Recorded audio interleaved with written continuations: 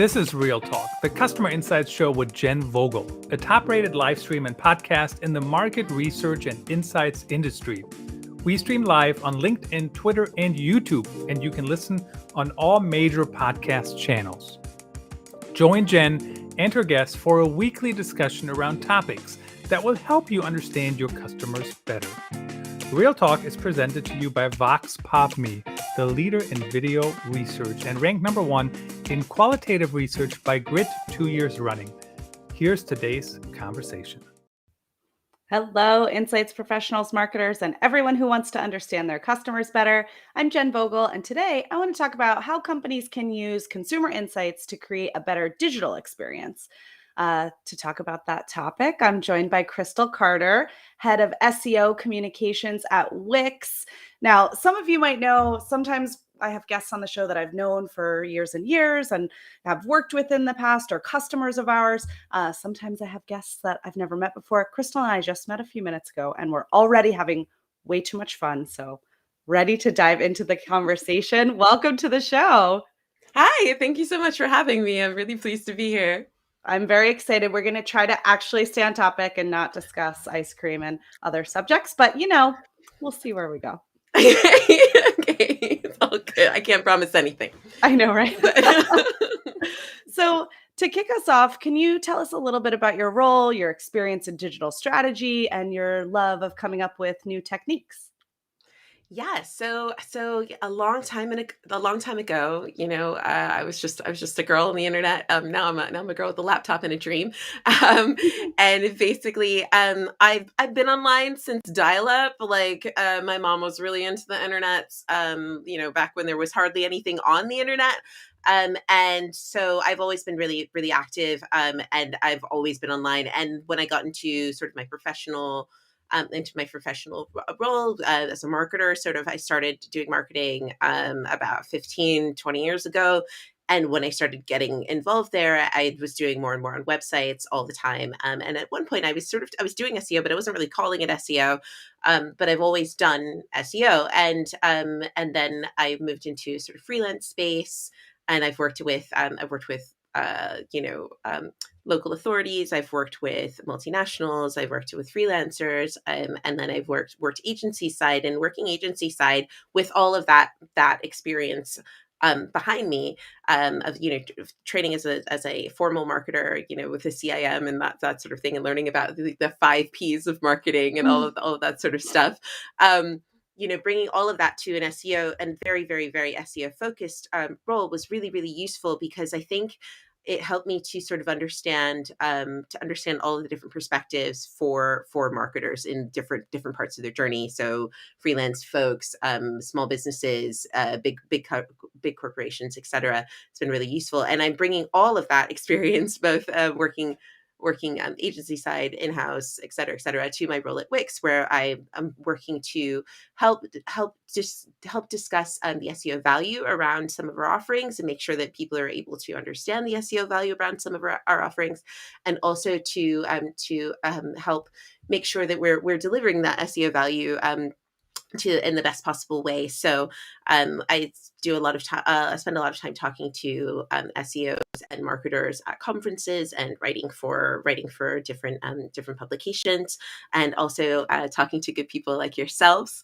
about Wix and SEO, and how SEO drives business deliverables. One of the things that I'm always very into when I'm working with people as an SEO is making sure that we're delivering some actual value. So I've often been quoted, I should probably put on a t-shirt, but you can't pay the bills with clicks. So we need to make sure that whatever we're doing online is translating to actual business results for clients and for everyone. That's so true. I love that. You can't pay the bills with clicks. So what are some of the kind of actual value metrics that you strive for in SEO? So I think we're 5 minutes in, and I haven't said it depends. So let's just get that out of the way.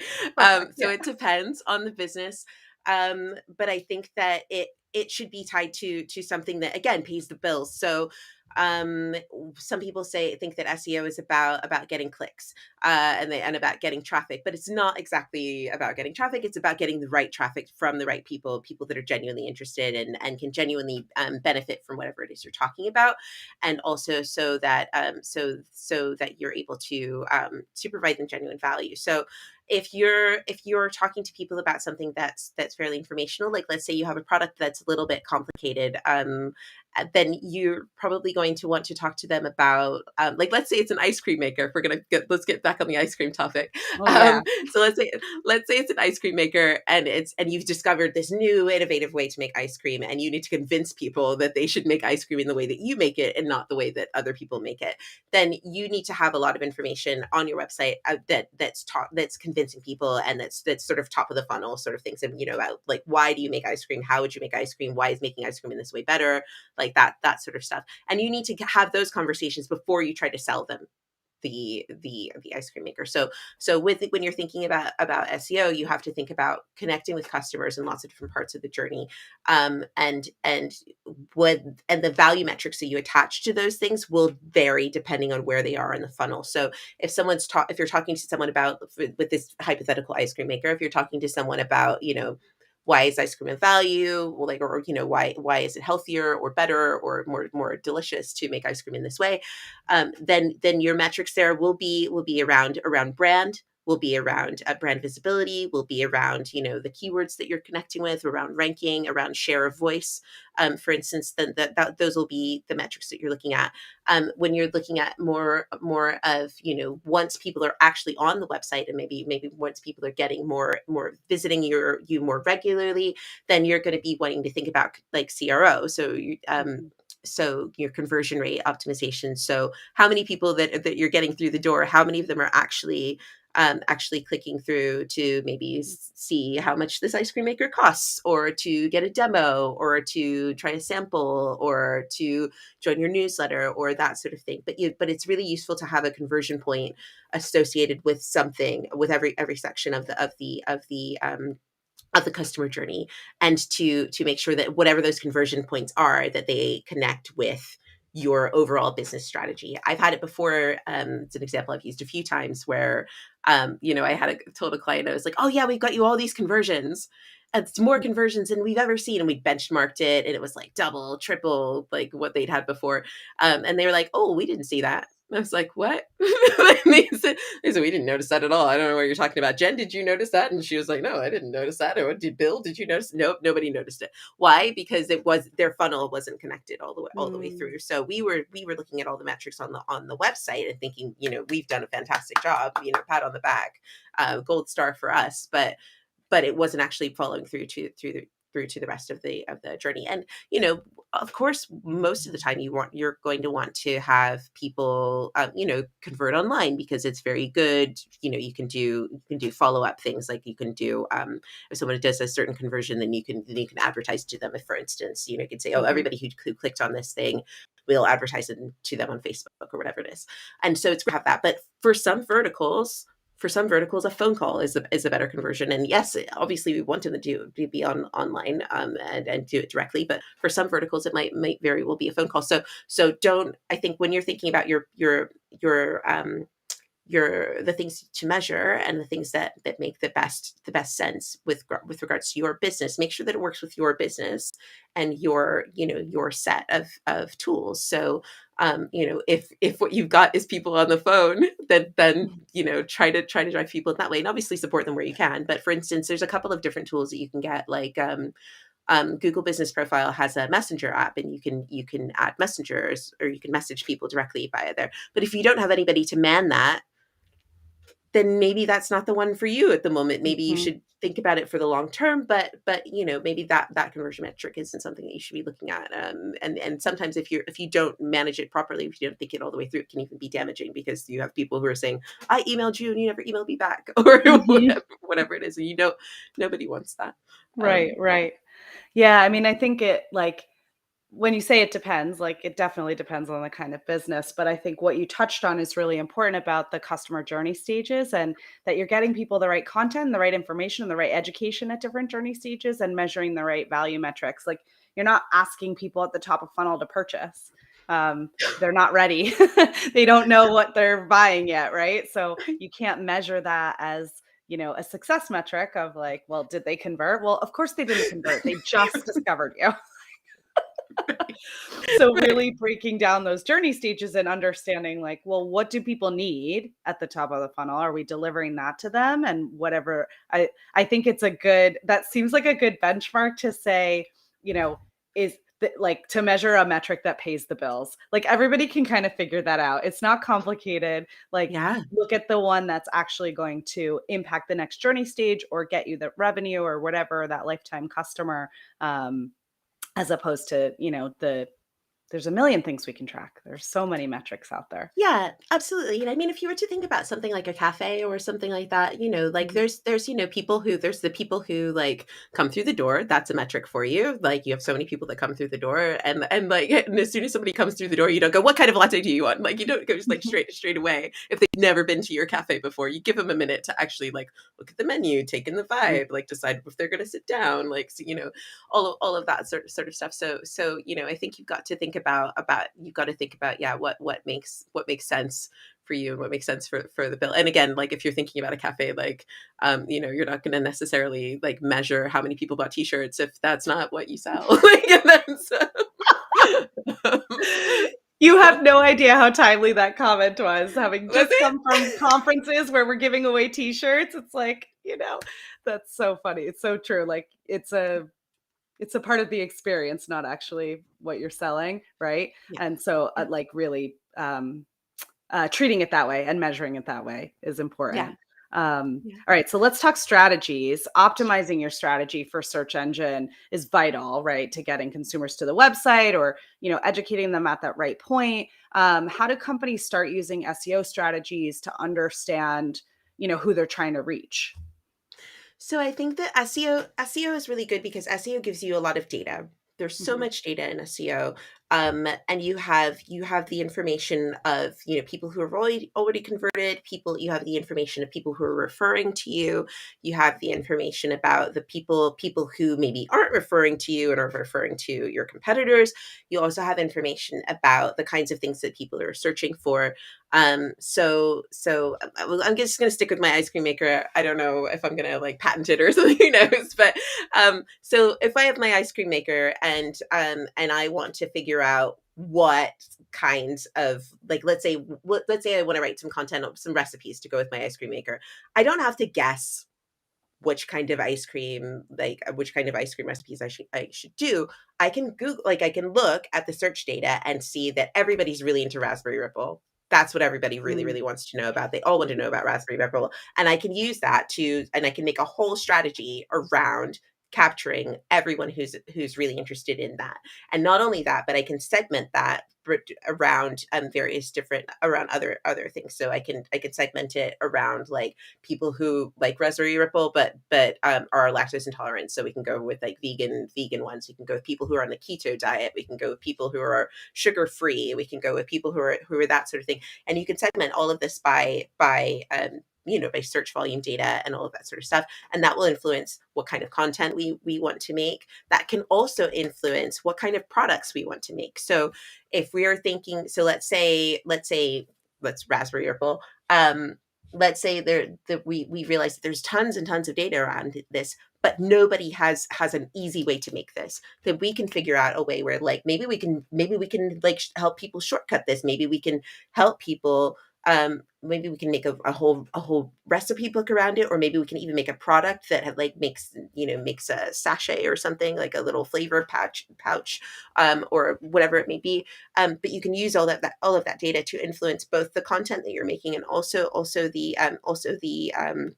the products that you're making. You can also use it to help influence improving your customer journey to satisfy that customer need. So if, for instance, you find that people who are searching on your website are let's say this ice cream one, that you're getting a lot of traffic or a lot of people looking for ice cream makers or looking for vegan ice cream. And I say this as somebody who's dairy free. So let's say a lot of people who are looking for homemade ice cream are vegan.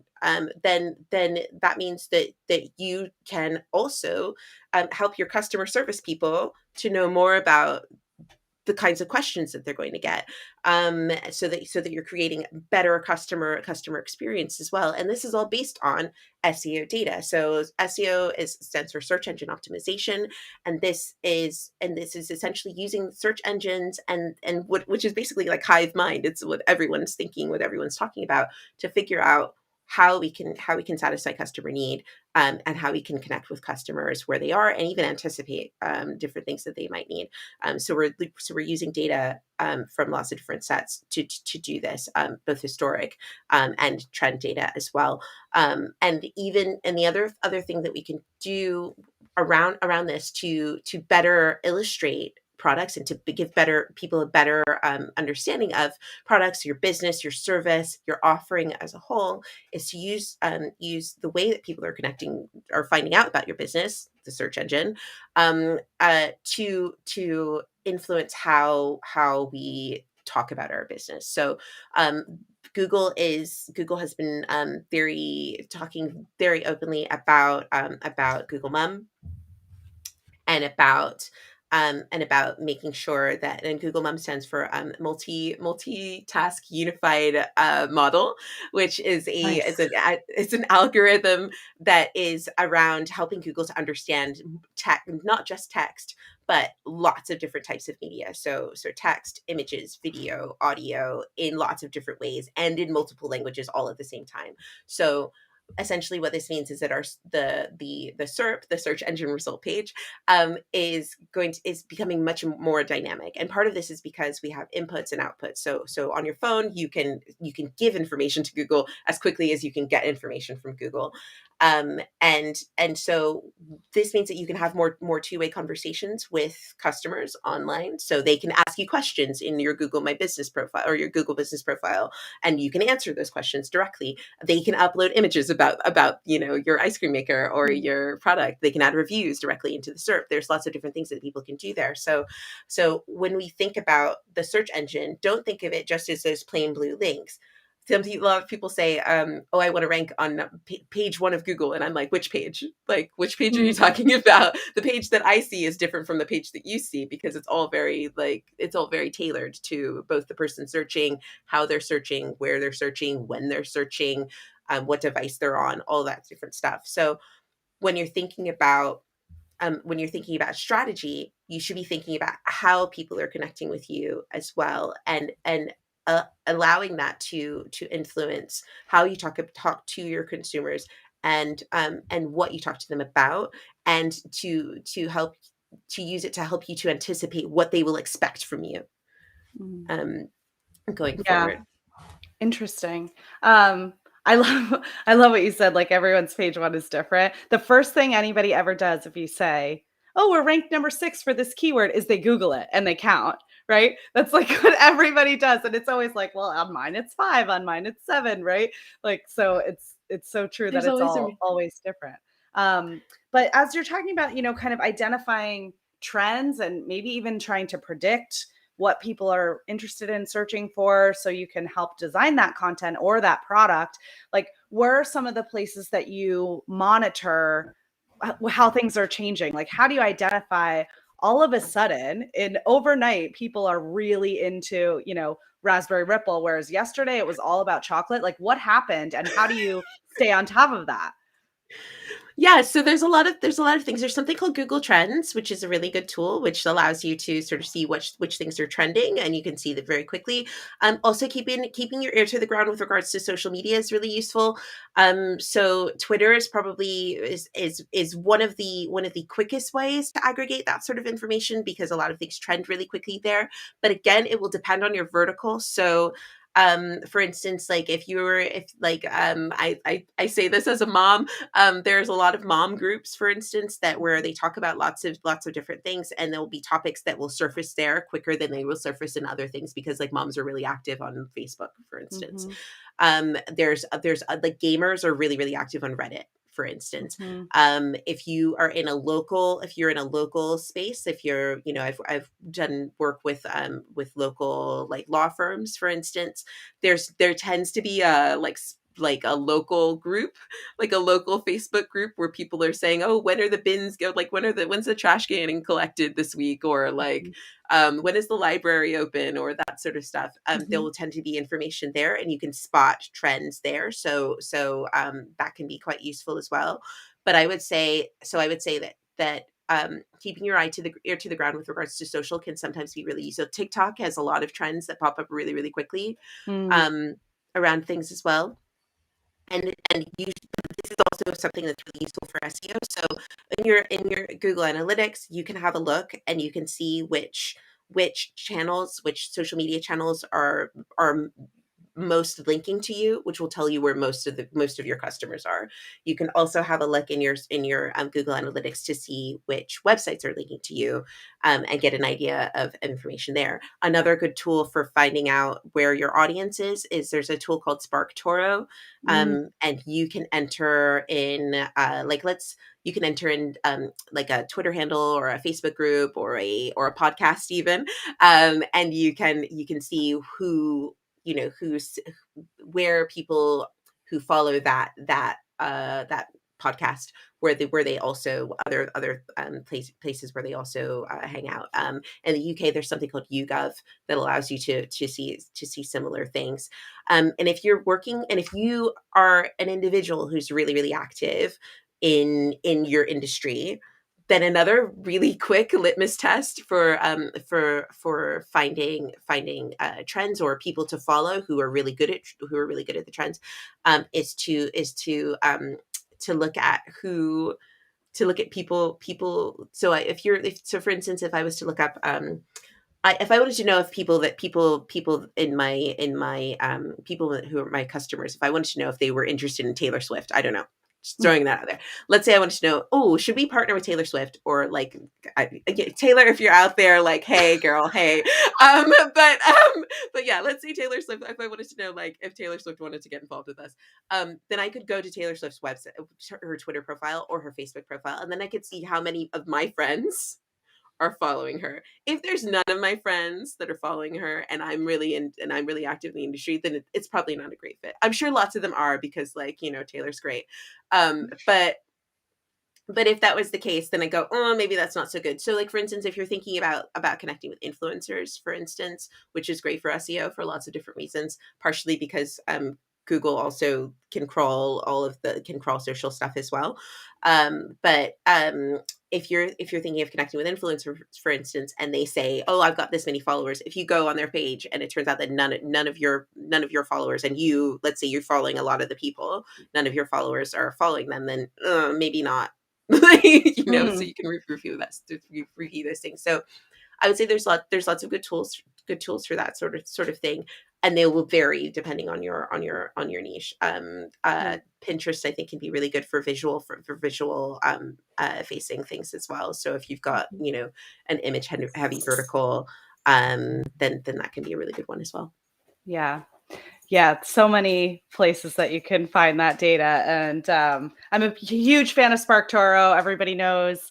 We've had Rand Fishkin on the show before talking about it. We're huge fans of that tool, and some of the other things you mentioned. I mean, it's a really good tip to kind of like look at influence. I mean, I'll give you a hint. Everybody loves Taylor Swift, so definitely partner with her.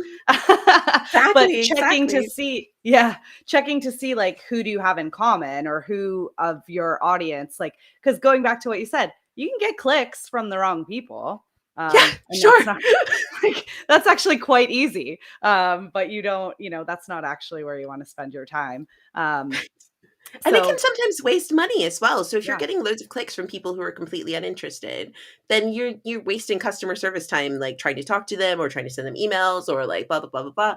But it's actually sometimes better to have fewer but better. So it's something to think about. Totally. That quality over quantity for sure. And so I think a lot of what we're talking about is like quite a deep dive into the data. Like, do you have any best practices for kind of looking at the data at a higher level to kind of understand your customers better? Yeah, so I think that for customer information, looking at the information that you've got, for instance, from Google Analytics can be really useful, and even from people like your customer service team and people who are front facing. So if you have people who are in your sales team, or like let's talk about this cafe we were talking about, in my fun fancy cafe where we make our own ice cream as well. um let's say I'm the cafe owner, and so, I sign the checks, I make sure we've got the ice cream coming in, I make sure that like the coffee machine is da da. So I'm doing that sort of stuff. But like my baristas will know if people are regularly asking for, I don't know, soy milk or coconut milk or something, and they're regularly having to tell people we don't have coconut milk or soy milk or whatever it is. So they will know that, and that is valid information. At Wix, for instance, we regularly talk to our partners and the people who are regularly using. There's reams of customer interviews where we will go and sit down with people, and so how'd you find the platform, like how was it, what'd you think, like is this good, like how are you enjoying it, what can we do, like how we can, all that sort of stuff. Like take that time, talk to them, so you can speak to your customers, and you can ask them as well. Like you can just ask people generally. This is something that a lot of influencers will do, and they'll say, what, I'm going to be writing a new blog, what do you guys want to hear about, Mhm. tell me. And the YouTubers do this all the time. They'll say, what should our next video be about, let me know. And people will happily tell you, what things they want to know about, what things they want to know. So you can do data that is, and you can also test. So this was something that I heard from, one of the guys from Instagram was talking about this, that, for instance, if you're not sure about whether or not a topic, is a good topic for a blog, or is a good topic for, for you to say, like a lot of people are investing in knowledge hubs on their website, which is a really good thing to invest in. And where you sort of, like, let's say on the ice cream thing, let's say you wanted to make a whole bank of ice cream A to Z, like every single flavor, every single variety, the whole history of ice cream, like all that sort of stuff. So that you become a sort of authority, a topic authority on ice cream, for instance. Um, if you're not sure if this is gonna be something that people are interested in, or if you need to convince management, for instance, before they Mhm. give you the money to do this wonderful idea, you can do a sort of proof of concept, through a couple of social posts, for instance. Like, let's say you write like one blog that's like, a few points on the history of ice cream or something, and then you can see whether or not people are actually interested in it. And if you're getting a lot of that traffic, if you're getting a lot of information, you're getting a lot of traffic, you're getting a lot of retweets or shares or referrals, then you can think, okay, we can build on this, and Mhm. we this has an audience. And you can do the same thing and you can do the same thing, via a tweet or via an Instagram story or that sort of thing, to find out if people are interested in it. So I would say use the tools that you have. You can talk to people. You can, another one that's really useful is to look at your reviews. So I used to do some work, SEO work with a golf course, and I don't golf. I know nothing about golf. I am not a golfer. And But I do have a friend who golfs, and so when I'd write content for them, I would pretend like I was writing to Henry, my friend who absolutely loves golf. And when I was trying to figure out the tone, I would read their reviews, and they had great reviews of people who had waxed poetical about the sunsets on the course, or how much, how many links they were able to finish, or like, all these different things. And so when I was writing content like that, I'd write about the stuff that all these people were saying they loved in their reviews. And that's where I get a lot of the sort of content information for. It's like, well, let's build on this.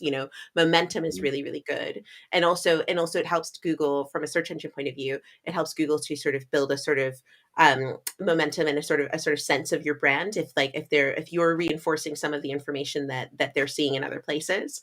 And obviously, like, keep it classy. Like, we're not just like copying and pasting.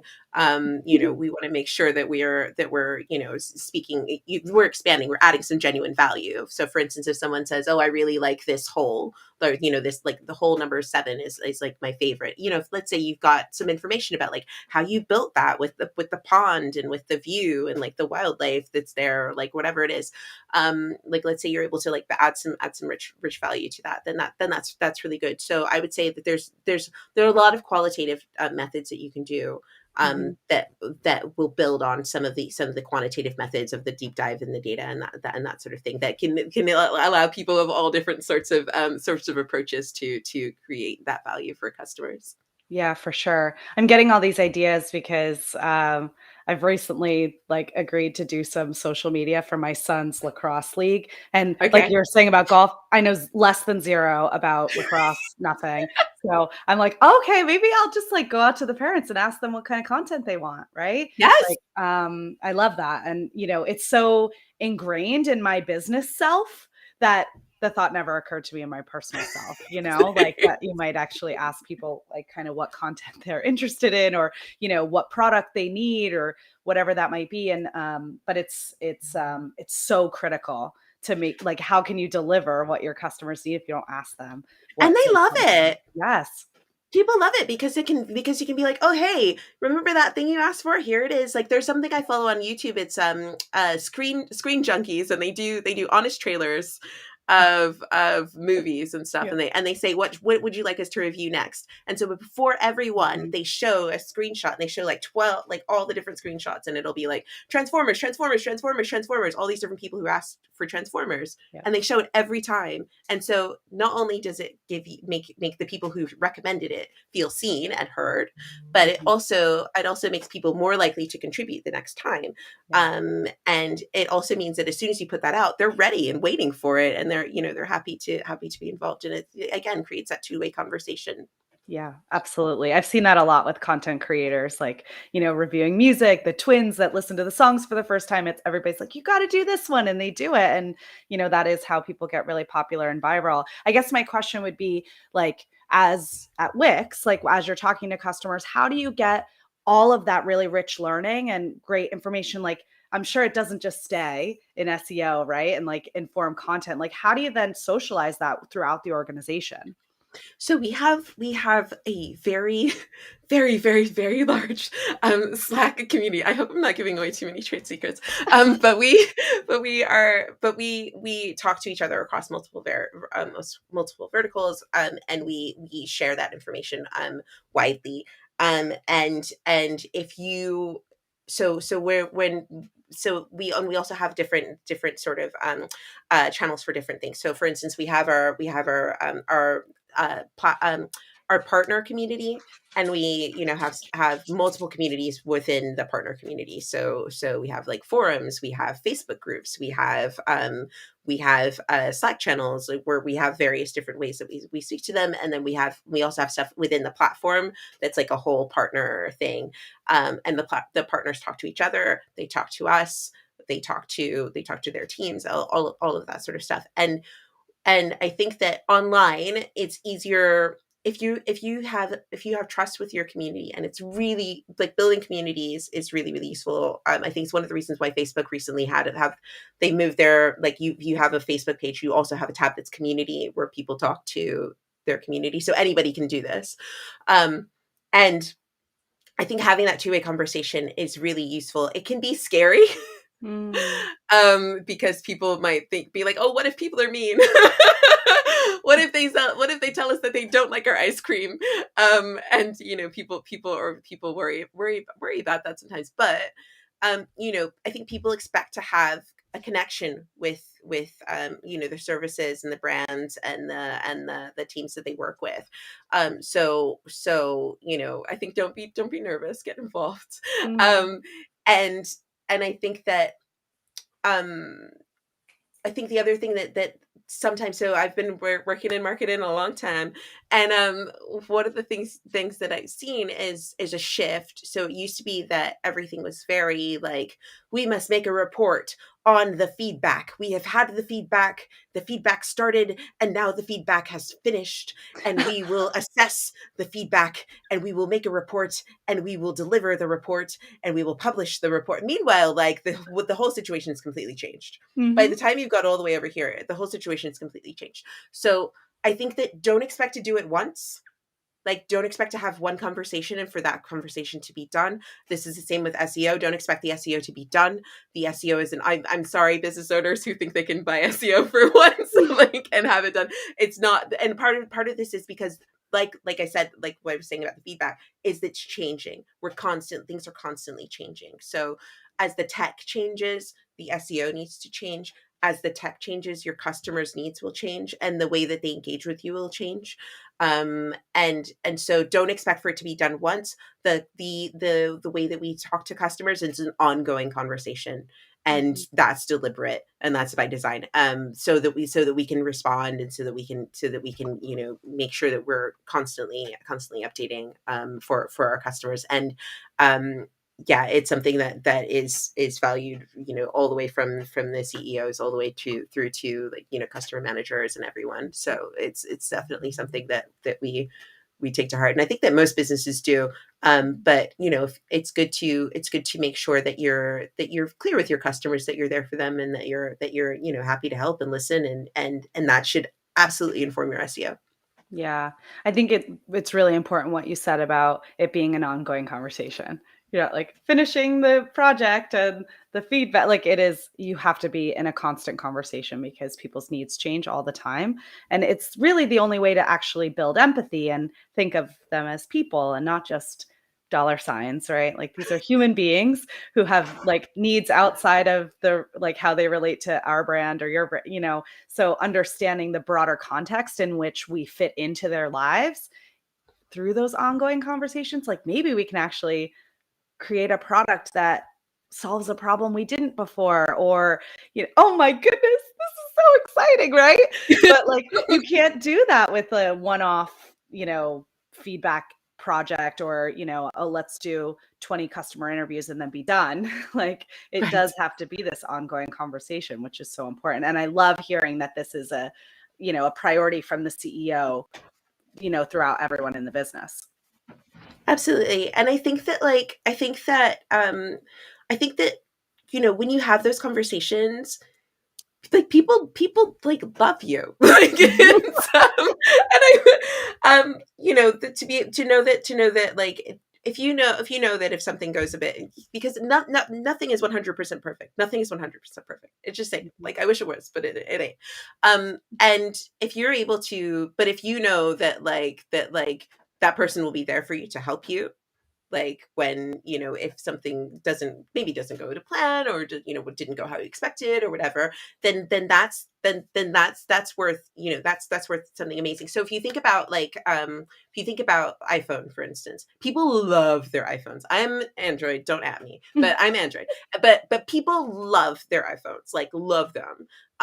And people love Apple and all that sort of stuff. One of the reasons why is because they have the Apple Store, and at the Apple Store they have the Genius or whatever. So so if you're Apple, so let's say you get your iPhone and you think, I love my iPhone, I want to be an iPhone, and then you get it and you're like, what? How do I what? Or like somebody drops yogurt on it or whatever. You can take it to the Apple Store, and that if you take it to the Apple Store, someone will be there to help you. They're not promising that it will be perfect, but they will promise that they will help you, and they will do their best to help you.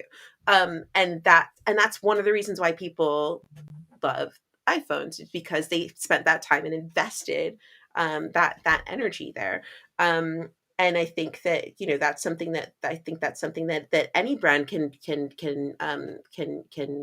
bring. And I think that um, digital opportunities help that make that easier, because you can reply online, you can reply on forums, you can create a bank of help information.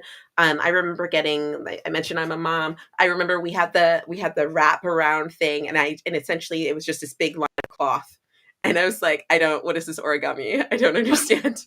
And the website, though, had a whole step by step. They had videos, they had pictures, they had things or whatever. And I was like, great, fantastic.